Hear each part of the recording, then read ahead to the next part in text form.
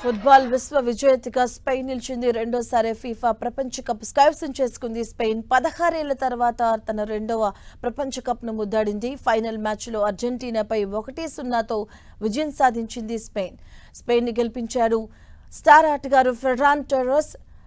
తను చివరిసారిగా ఎక్స్ట్రా టైంలో తీసుకున్నటువంటి టైంలో ఒక గోల్ చేశాడు. ఎక్స్ట్రా టైంలో గోల్ కొట్టాడు స్పెయిన్. ఈ నేపథ్యంలోనే 16 ఏళ్ల తర్వాత విశ్వ విజేతగా నిలిచింది స్పెయిన్. 106వ నిమిషంలో గోల్ కట్టాడు ఫెర్రాన్ టోరెస్. స్పెయిన్కి సంబంధించినటువంటి ఆటగాడు.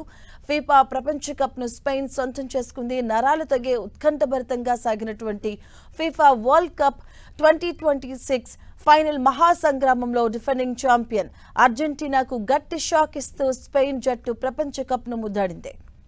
న్యూజెర్సీలోని మెట్ లైఫ్ స్టేడియంలో ఉత్కంఠభరితంగా సాగినటువంటి ఫైనల్ మ్యాచ్లో అర్జెంటీనాపై 1-0 తేడాతో గెలుపొంది విశ్వ విజేతగా నిలిచింది స్పెయిన్. అలాగే ఇరు జట్లు గోల్ కోసం తీవ్రంగా శ్రమించాయి.